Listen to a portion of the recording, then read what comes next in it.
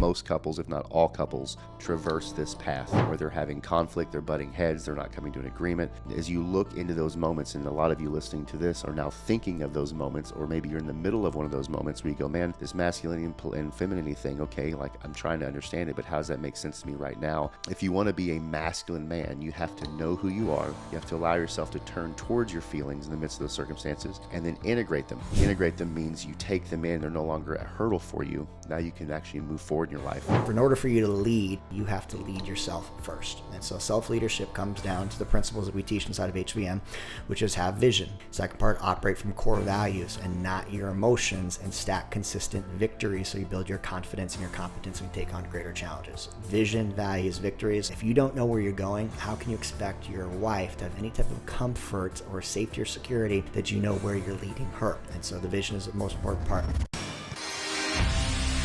This is the High Value Man Conversation Podcast, a show dedicated to the mission of building high value men. One great man means a great family, a great neighborhood, a better city, community, state, and the world. The question is, if not you, then who? The beta man lacks this. And the toxic masculinity paradigm that I think we have heard so much about on social media, the idea that there's toxic qualities about masculinity, I think. Or that masculinity is just toxic in itself. Yeah, masculinity is toxic in itself. Lacks this. The relationships that have constant conflict with no resolution or greater connection lacks this. And I think that most problems we're facing, even in the political climate, lacks this in some capacity. Preach. We're talking about polarity, masculine and feminine polarity, understanding the dynamic, the balance, the need for there to be an equal and opposite part that creates connection is what masculine feminine polarity is all about. And we're excited about this topic because we're going to dive deep into it. We had this conversation in our men's group this morning, got some great dialogue. And so Josh and I are going to go a little bit deeper into the content, but understanding that there is always a balance between masculine and feminine energy, and you have both as a man. There's absolutely a necessity to have both and to foster a space for both, to be aware of both, and to understand the strengths that are required from both. So polarity is easy if you think about it in the context of this world. We have a North Pole, a South Pole. We've all, at some point as children, played with magnets. There's a positive magnet and a negative magnet. You put those two together and they rush towards one another. Yes. and fit perfectly and will hold.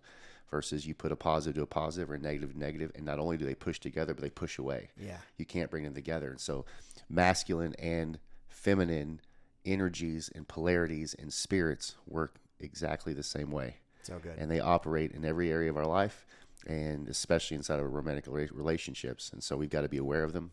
We've got to understand what they mean, what they are, and then also have the tools to make space to foster both of them. Because if they don't have the opportunity to grow and to live within our relationship, congratulations, you get to live the rest of your life on an island. Love that. So good. Welcome back to the High Value Man Conversation. This is episode 21, and we're talking about polarity, masculine and feminine polarity. We're going to jump right into this. First, let's give the listeners and viewers an idea of what polarity is. I think that's the first thing to talk about. A little bit of context of what is polarity. The magnet is a great example of it, but how does it exist in regards to masculine and feminine, or man and woman? So that we're talking about not just energies, but we're talking about ways of being. Mm-hmm. So men have a way of being in the masculinity, and feminine have a way of being in their femininity. And we go through life and operate in certain ways and do certain things, probably not being consciously aware of the feminine or the masculine energies that we are in, the way that we're operating. So we have to have our eyes opened to these things to be aware of them, so that we know what to foster or what maybe needs to be put to bed. And so there is a yin and a yang between the two. How wonderful that God created man and woman. Right? He said that man wasn't enough on his own. He needed a helpmate. And so he created femininity as a complement to our masculinity. And so we go through life, like I said, and date our day-to-day and tap into both our masculinity and femininity. But if we aren't aware of what we're doing, how we're being, what the processes in our mind and our heart are happening, then we don't have the ability to integrate or make space for the opposites. And so it's an absolute necessary that we as men, because we are called to lead, you have to get this before you can expect your partner or your wife to get it. So you have to get it. You need to understand it. You need to foster it so that it has a chance. If you expect your wife or your woman to be the one that is doing the research and trying to get to understand these things so that your relationship has a chance, you're already set up for failure. So as a man, you've got to dive into this. So let's break it down. So there are very different qualities for each. So I think about masculine energy. This is not man or woman. It's literally energy. So when you think about masculine energy, this is the do. This is the logical. This is the left brain. So our brain is split up into a polarity, a masculine, feminine, left brain, right brain. We've heard that. How funny is it that it's 50-50? Right. Half your brain is logical and half your brain's emotional. Yep. And so understanding that dynamic, masculine is driven. So this is the drive. This is the ambition. This is the thinking part of your being. I know most guys are problem solvers, the fixers, it's that logical left brain way of operating the world. Masculine is highly competitive. And so you think about what builds masculine relationships, it's typically some spirit of competition. I bet you can't do that. Watch me do it. And so that's the spirit of competition on the masculine side. From a feminine, the opposite opposing, also the complementing is the being as opposed to the doing. It's much more intuitive rather than logical. This is the feeling side. This is the right brain. This is the emotion. This is the creative. This is the connection and collaboration rather than competition. Yep. It's also very tender. It's present. It's more soft. It's more beautiful and creative. And so, it's the femininity is, I think, what truly brings. Not that it brings life into the world, but it certainly brings a lot of color and texture into our world. Absolutely. So it's got to be created. As a high value man, and we want to touch on this, is your responsibility is to operate in your highest masculine self, which means you have the fluidity to be able to step between your masculine and your feminine from an energetic standpoint, to be able to drive, lead, and create a proper structured relationship in all dynamics. And so if you're having constant conflict with your high value woman, or having conflict in the marketplace, understanding where you're defaulting to in your energies, so that you can create a greater connection, greater all over outcome for what it is that you're looking for. It's beautiful, because most of you that are listening to our voice right now, and this is not a shot at you, this is just bringing to your awareness, you are likely replicating the home that you grew up in. So you're likely replicating the father that you had or the mother that you had, or vice versa, the father you didn't have or the mother that you didn't have. So you, in some point in your life, you were influenced by a masculine or a feminine, whether it was good or not good, and you're now replicating those in your own life and in your relationship. And the great barometer, the great question that acts as a barometer for all of us is, how is that working out for you? Do you have a life that's in constant conflict? Do you have a life where you feel like you're on your own? Do you have a life that feels very difficult?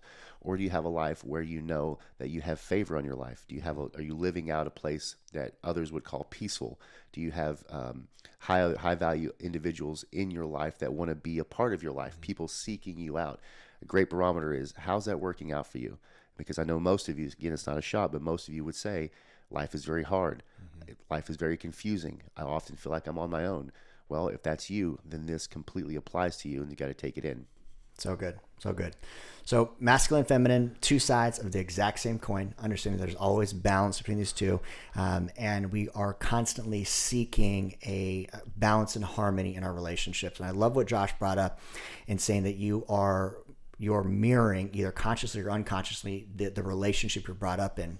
And so we know that so many men are brought up in a household where there was either an absent or neglectful father figure. And so your first example of healthy masculinity, whether he was domineering, overly controlling, maybe physically, mentally, emotionally abusive, or completely absent, like that is going to give you a framework for attracting your partner. And so in the domain of recognizing your attraction to your partner, the complements of how you show up in that relationship, what qualities are you bringing to the table, and what qualities is your spouse bringing to the table? We were having a dialogue we're going to get into a little bit deeper about guiding and leading your masculine woman back into her femininity, which I think is a topic most men will relate to. Something we were touching on is that so many women these days, it's a net effect of the poor structure in men's lives. But so many women these days are driven, highly ambitious, kind of that boss babe mentality where they are making decisions, they're leading teams and companies, and there's absolutely nothing wrong with that.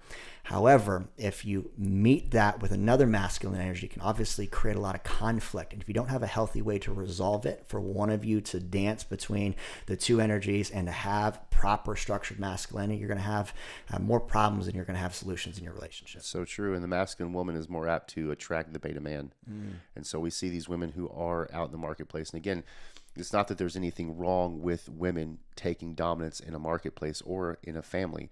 But at the same time, the default for both of these ought to be men living the majority of their life in the masculinity and having the capacity to step into femininity, and women living the majority of their life in their femininity, and having the capacity to step into their masculinity. Right. Where we see things go astray is where, because of her own need to create safety, security, structure, and even just live a life making some sort of money, these women are doing these things on their own.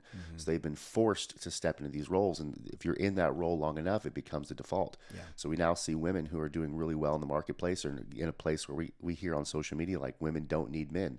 This all comes to either there was a lack of a good or strong father in their life, or the men that have been exposed to these women are feeding into that, where they're not feeling supported structure, they're not given structure, they're not given the ability to be in their feminine. So it's not even something that they feel is available to them. And so they're being forced to step into these roles, and the longer you're in that role, the harder it is to see otherwise. So we now have this society that sees men or masculinity now as toxic or as negative, because of how many generations, well, a couple generations now, but how many decades have women now been forced to live in this masculinity, to where they see a true masculine man and go, oh, there's something up with him. He's wrong. He's toxic. He's bad. He just wants to control, things like that. That all comes from a byproduct of us forcing women to live their own life, to be single moms, to provide for themselves and create structure for themselves. And so we're paying the piper. There's a price to be paid for what we've done as a society. And the balance to this is not for you to be more feminine as a man. The balance, as Josh and I will dive into a little bit deeper, is to have a greater degree of healthy masculine traits, which are to create and establish structure. That means you got a vision, you got core values, you're operating from a plan. You're responsive and not reactive. This is your ability to meet the moment with presence rather than your trigger response or your hurt feelings or anger, irritation, and to create safety and security. That means it's up to you to elevate the conversation and elevate the leadership to a greater level of masculinity consistently, but also have the tools to be able to know when your default qualities and your default tendencies of either masculine and feminine are not supporting the vision that you're moving towards. And so being able to step between the two. Yeah, for sure. And as you lean into this episode, you lean into this content, you also got to be, here's the asterisk and the warning. Awareness in life breeds responsibility. Awareness breeds responsibility. So you're going to become very aware of some things today with masculinity and femininity. And as you become aware of them, realize that it's now your responsibility to take action and step into them. So knowing them and understanding them is one thing. But if you don't take action, you're going to continue to replicate and get what you have. So we've got to step into that. That's good. All right, so we laid the framework for masculine and feminine, the two energies, the difference between left brain, right brain, the yin and the yang, the dichotomy between the two, and the ability to really recognize it as two sides of the same coin. Josh, let's get into some of the mechanics of how this shows up in the relationship and some areas that our guys should be focusing on. I love that. So to draw it again, just to specifically what masculinity is. So masculinity is the logical I think. If you ever ask a man a question, if a man asks a question or responds to a question, it's typically I think and then X, Y, and Z. If you were to ask a woman the same question, she's typically going to respond I feel X, Y, and Z. So the masculinity is the logical, the I think, again, comes from a place of confidence, being focused, being strong. The big part here in strength is being consistent with your strength. Clear vision, again, you talked about being assertive, driven, they're high doers. Masculinity is a doer. They compete and they operate out a lot out of their left side. And then again, just reverberating what femininity is the intuitive I feel, which you mentioned. They are more generous, more nurturing, more creative, more collaborative. It's easier in the femininity to be caring and receptive, especially to change. to be grateful. They also have the ability to be. So when men get together and go do things. When women get together, they typically get together and talk. They can sit around and just talk, and men go, you did nothing? No, we had coffee and we talked for 4 hours. How do you even do that? Seems out of this world. But they have the ability to be. And so that's the feminine side. That's great. I think that this is the type of thing you need to hear multiple times, because I imagine the average guy, because I've been the average guy before, just the idea of that I need to understand and embrace anything other than being masculine is completely foreign. And so this is something we'll come back around to a lot. Where I think I want to lead the conversation is, now that we have an understanding that there's this polarity, this magnetic pull, and if I'm not creating connection, which is closeness in those opposite ends, and I'm creating conflict, what are some of the reasons why? What are some reasons why it's showing up in my romantic relationship? So, and that's such a powerful question, because I think most couples, if not all couples, will at some point traverse this path where they're having conflict, they're butting heads, they're not coming to an agreement. There's no unity in this certain area of their life. And so as you look into those moments, and a lot of you listening to this are now thinking of those moments, or maybe you're in the middle of one of those moments where you go, man, this masculinity and femininity thing, okay, like I'm trying to understand it, but how does that make sense to me right now? Is you've got to step back. You've got to take your plane up to 10,000 feet and look at your scenario. Really get to see where your woman is operating in. Is she able to operate in her femininity, or are you now non-verbally requiring her to step into her masculinity and make decisions for your life, make decisions for your family? Is she the one who's doing the planning for the vacation? Is she the one who knows the social security numbers for your kids, but you don't? When there's an issue at school, is she the one that gets the phone call, or do you? So these are just multiple scenarios where you can see that women are being forced to step into the masculine seat, because we as men have non-verbally now required her to, because we go, oh, I'm providing for the house, so I'm going to go work, and while I'm at work, you're responsible for everything else. Yeah. That is amateur. Yes, as men, we're all called to provide. That's amateur.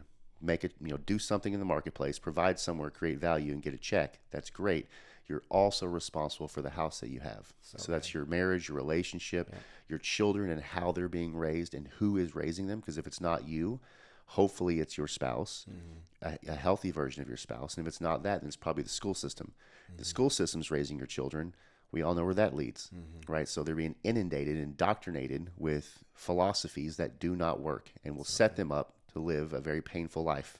So we've got to take ownership. And again, awareness breeds responsibility. So as you become aware of these scenarios, we have as men take the responsibility of being the masculine, creating the structure. So if there's conflict and there's issues going on in your relationship, you've got to go in and create the structure. It can't just be, oh, I have an idea for our life. Oh, I've got a vision board in my office. Yeah, good for you. But do you have goals for your family? Yeah. Do you have a roadmap for you to get there? Are you the one who's leading that? You've got to. If it's your wife, that's a masculine wife. Yeah. So stepping into these and really taking the responsibility that you've got to go first. And so I know there's 1,000 different circumstances we could probably bring up with men who are in some sort of conflict trying to navigate masculine and feminine. But we've got to zoom out first and look at our scenarios, and then we can start to decide, well, what's masculine here, what's feminine here, who's showing up, how am I showing up, and where can I make those changes? Yeah, I know this is off script a little bit, but I think it'd be valuable for our guys to actually visualize.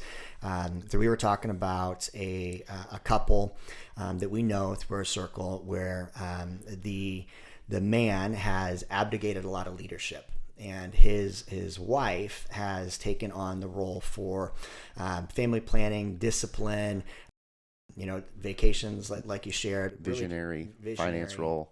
Right. And so he's stepped into a highly feminine energy dynamic, and she is in a highly masculine dynamic. And both those stem from parents and upbringing and the models that they had. But now they're in this relationship between the two of them, and they're having conflict because I think her default nature, and correct me if I'm wrong, she wants to be led. She wants to feel feminine. He wants to feel respected and feel masculine. But there's a breakdown in the energies because they're not taking ownership. It relies strongly on him.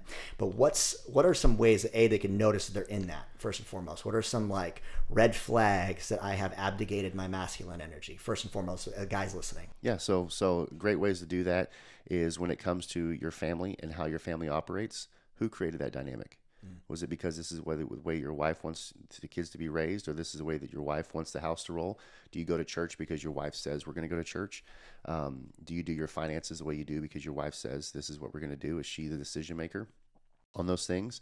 Again, also, as far as the easy one is raising the children, is who's the disciplinary in the family?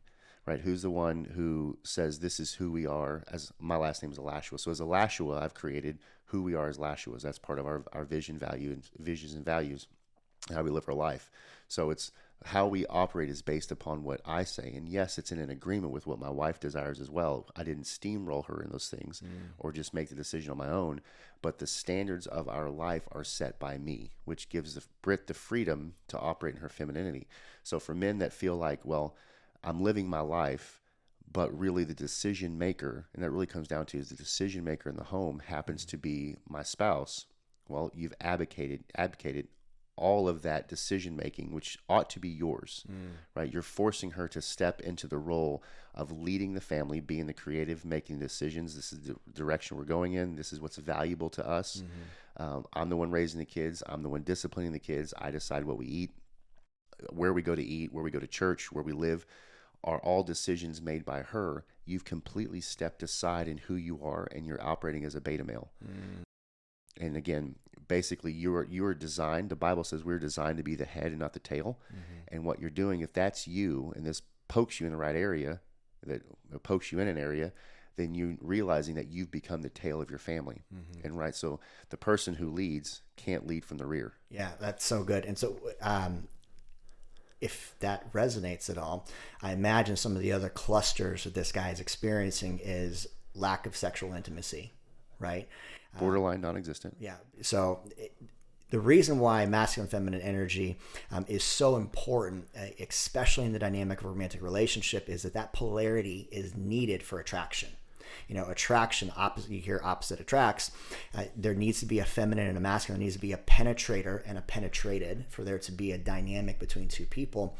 And if she is operating in her masculine and you are default masculine because you're a man and you got a pair between your legs, there's going to be a lack of intimate polarity, which ends up breeding all kinds of other conflicts. Guys then go into the victim cycle, passive aggressive, feelings hurt, or they continue to abdicate leadership, which only creates further difference rather than resonance. And neither one of their needs are being met. The Yes. woman's greatest need is security or certainty. A man's greatest need is to be respected. So good. And this specific dynamic of this household is she doesn't feel secure, so she creates her own security. He doesn't feel respected, so he tucks his tail. Yep. So good. And that only amplifies. Love it. Love that. So let's break into the how. Okay. Talk me through some of your notes there, but also how this relates.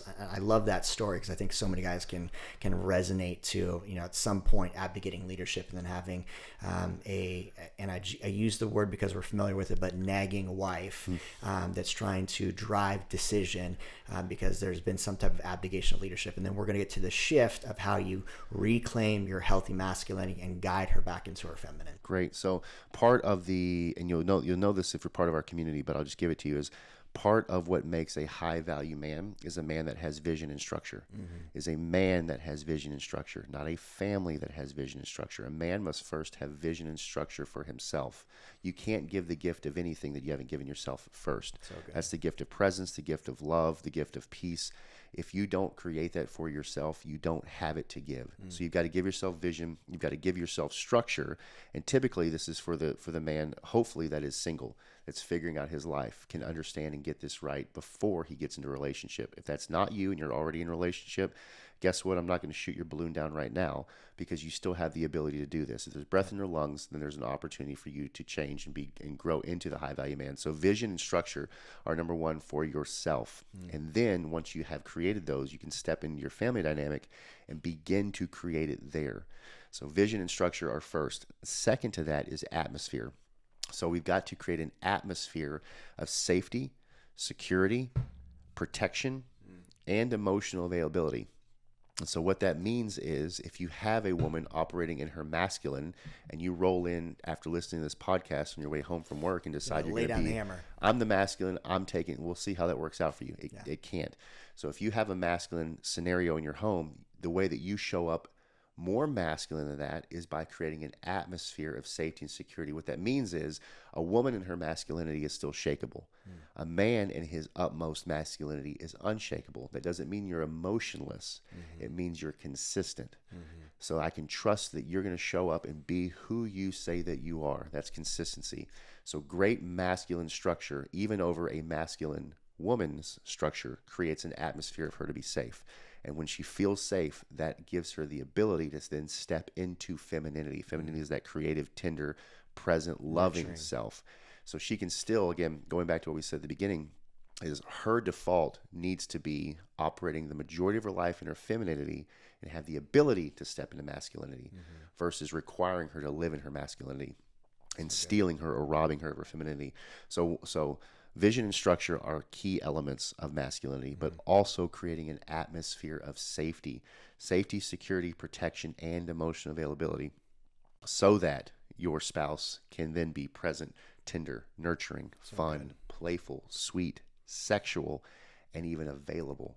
And so those are great keys for a man to take away from this audible today and put to work. So at some point you've got to take stock of how you're living your life and be honest with yourself. If you can't be honest with yourself, you can't be honest with anyone else. Do you truly have vision for your life and who you want to become? Do you truly have structure for yourself to become that? Then take the context of those things and begin to integrate them into your family.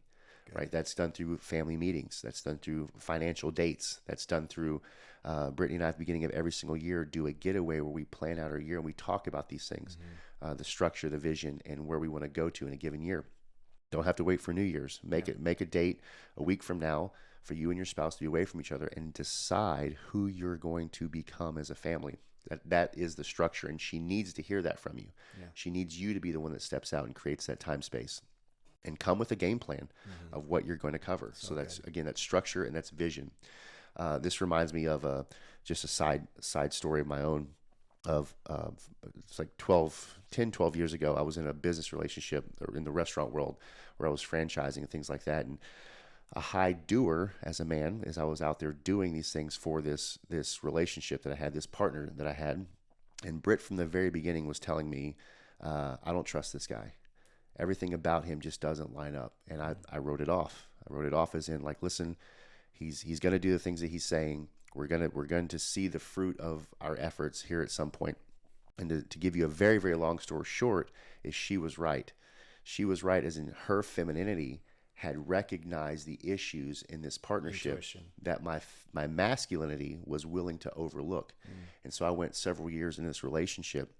And when I finally decided to listen to my wife, because some character flaws were exposed to me, or I finally saw those character flaws that Britt had been talking about since day one, is I realized that this relationship and partnership was going south and at some point would end and be very painful. So Britt had been telling me I needed to sever it. So I finally severed it. And not only did that cost us a couple years of our relationship in a city that was away from our family, but it also cost me several $1 million and a very expensive lesson in my life to listen to my wife, to truly hear her presence and what she is exposed to and her intuition. Let that value bring and land on me. Very expensive for me. But again, that was me operating as more of a domineering masculine versus being open to her femininity. That's good. So that's just one story of many that I have that cost me quite a bit of money and cost me some time. Yeah. But other ways that, and Aaron's already mentioned these things, because if you listen to podcasts, you follow him or us or for any length of time, you're going to be exposed to these things often. But the true core of masculinity, number one, is to respond versus react. Men in our natural state want to react to things. We react because of a trigger, react because of a feeling. You can write those off and go, I don't have that many feelings, bro. Like I'm happy, sad, or hungry, angry are the four emotions that I have. You're lying to yourself. Half your brain's emotion. You've got hundreds of different feelings that you are processing in every moment of every day that you're just not giving weight to. So if you want to be a masculine man, you have to know who you are. You You have to allow yourself to turn towards your feelings in the midst of those circumstances and then integrate them. Integrate them means you take them in. They're no longer a hurdle for you. Now you can actually move forward in your life. It gives you the ability to respond to circumstances versus react. And that's huge. So you want to be a mountain versus a mirror. Side story, we can edit that. But it basically means the same thing. But responding is huge. Response creates certainty for a woman. It creates consistency in who you are.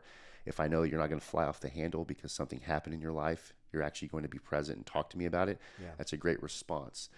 Second is structure, which we already touched on. Aaron mentioned the value of structure.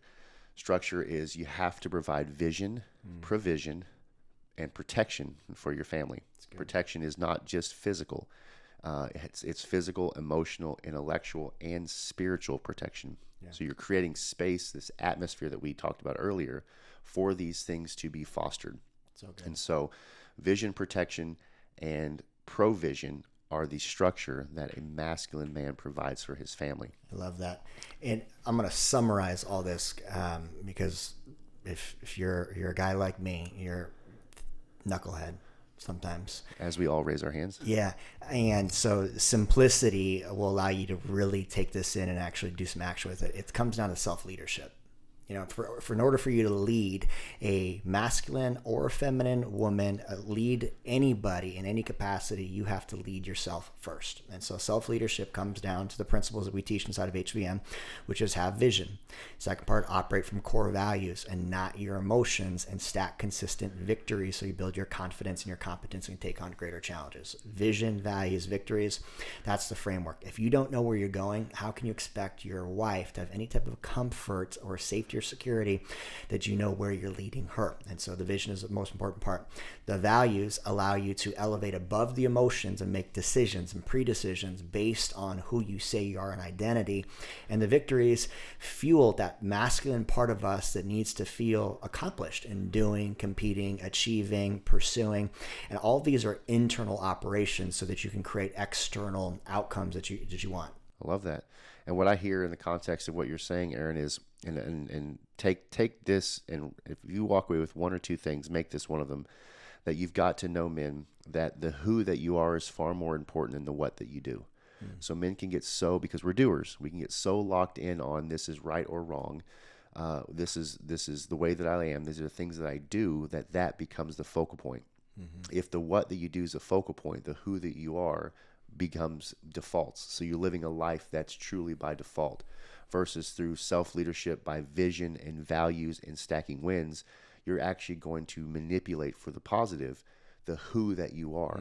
And if you can change the who that you are, all the what's that you do will follow suit.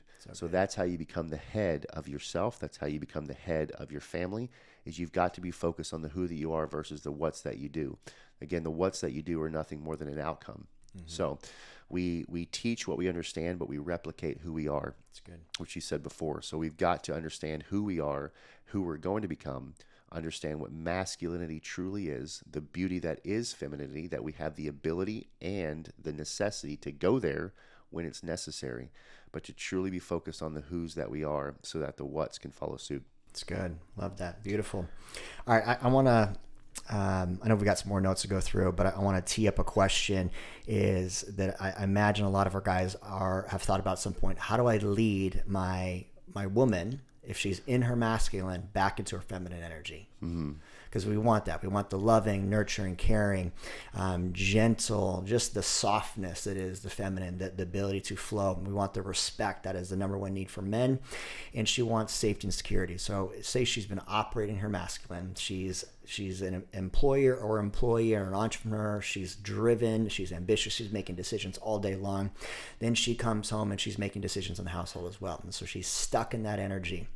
And by the way, she doesn't want to stay stuck in that energy. So she's stuck in that energy, and you can tell that there's conflict arising. And so you probably, at some point, if you're listening to this, have abdicated leadership. And so you've defaulted into the PAM man, the passive aggressive man that just avoids any type of leadership. or you've tried to exert your masculinity by control, manipulation, or domination. And that obviously creates conflict too, because you got two bulls fighting for balance. And so what's some of the ways that our men can guide our women back into their feminine? I love that. So what you're bringing, so I say these things is that trust is earned in droplets, lost in buckets. In the same way, respect is earned in droplets, lost in buckets. And so if you're in this scenario that Aaron talked about, or that he created for us, is that you're not going to win your respect in a day. You're not going to show up after hearing this podcast, and all of a sudden the dynamic of your family and your relationship is going to change. Yep. It has to be earned in droplets. Droplets is created through consistency. Good. Consistency only is a byproduct of somebody who's decided their vision. So we're not going to overcomplicate this. We're just decided their vision and is creating structure in their life. So I'll sidetrack with a story here in a bit, but it really, again, we're not going to overcomplicate this. Is if you're in this scenario, that means you don't have clear vision for your life, and you don't have clear structure in your life, which means you may have a structure that you think you have, but your actions don't follow suit.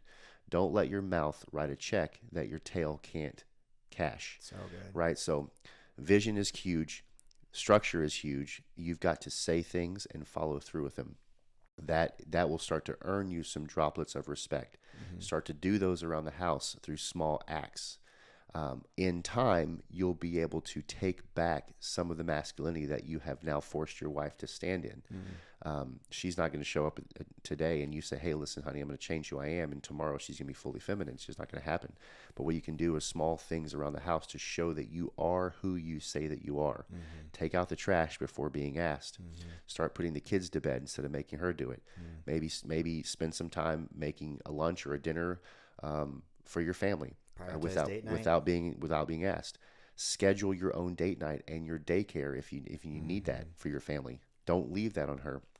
Start doing things for her, like keeping the house up. This frustrates me that if a house is out of order, we automatically unconsciously blame the woman. Guess what? It's your home too. So it's up to you to keep the house in order, or help keep the house in order. And if you're so busy killing it in the marketplace that you can't do that, guess what? It's up to you to go hire someone to do it. Don't leave it to your wife to do. If you want to be respected, and you want to be consistent, and you want to be trustworthy, and that all comes down to you want to be followable, then that is earned in droplets. Droplets come through vision, structure, consistency, and an atmosphere of safety for her. So good. So again, not going to overcomplicate these things. Just write them down and start to work on each one of them and start to earn your droplets of respect back. Yeah, so good, so good. So if you are struggling in the dynamic of not feeling respected at home, and you feel like your woman is stuck in her masculine, you've got all the red flags between abdicated leadership. She makes the majority of the decisions, maybe even feel nagged, or there's lack of sexual intimacy, excitement, or polarity from an emotional or sexual standpoint between you and your person.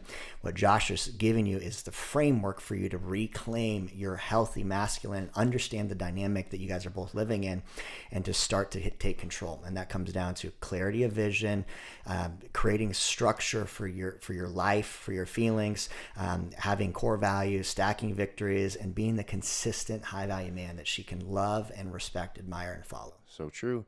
And people, Aaron, only change for two reasons. There's a Tony Robbins: because they want to, or they hurt so bad they have to. So don't get to the fence of divorce before you decide to take action. If you're listening to this and you're in a relationship, you have the opportunity to have the relationship of your dreams if you take action today. Change because you want to. You still have that option. If you wait and you continue to be a Pam and you continue to be passive on things, you're going to get to a point where a constable visits you and starts to drops off paperwork to you, and you go, "We're filing for divorce? I didn't even think we were in a bad place." Listen, take stock of your relationship. Awareness breeds responsibility. Take responsibility for your relationship and go out there and do what you need to do. Vision, structure, atmosphere, and consistency, and start them today. Yeah. And probably the best part that we'll tap into is don't do it alone. Your thinking got you into this, whatever this is for you. And if this is not what you want, it's not part of the vision that you want, it's not part of the romantic relationship and dynamic you want, guess what? More than likely, you don't have the tools to elevate above it. And so you need some outside eyes. You need some healthy masculine competition, confrontation, challenge, and community to teach you, show you, and model for you exactly how to elevate above your circumstance. And so don't do it alone. Join our free tribe. We drop a ton of free content on a weekly basis in there. We got a tribe of men that are elevating above their default nature to really become high-value men. And the great thing about it is that you're in a day and an age where you don't have to just blame your circumstance. You can actually start change things. For sure. I love that. Powerful. Anything else you want to add? Yeah, it's just something I wrote down a little earlier. I didn't share though, but that character is exposed in desperation. How you show up in difficult circumstances is an outward expression of how you see yourself. So it's time for men to start seeing themselves as masculine and quit pointing the finger at their circumstances. Take ownership. So read that again. That was deep. So character is exposed in desperation. How you show up in difficult circumstances is an outward expression of how you see yourself. So good. So if your circumstance is difficult, if it feels like you're alone in these things, you have to take stock of how you see yourself. Love it. And that's why the power of the HVM community is what it is. It's a group of men who've said, hey, listen, I don't have it all together, but I know the direction I want to go in, and I want to go in that direction with a group of other men who want the same thing. And so we get around each other, and we lean into what's difficult. We choose our hard. We live a life that remains sore, but we're also seeing the growth and the fruit and the development that comes with being a part of that. And this is a place that exists, the HVM community. Love that. Boom. My friends, if you enjoyed this podcast episode, do us a big solid and favor. Give us a 5-star review. Share it with another man on the journey. And we will see you on the next episode. Much love. Many blessings. Talk to you soon. Boom.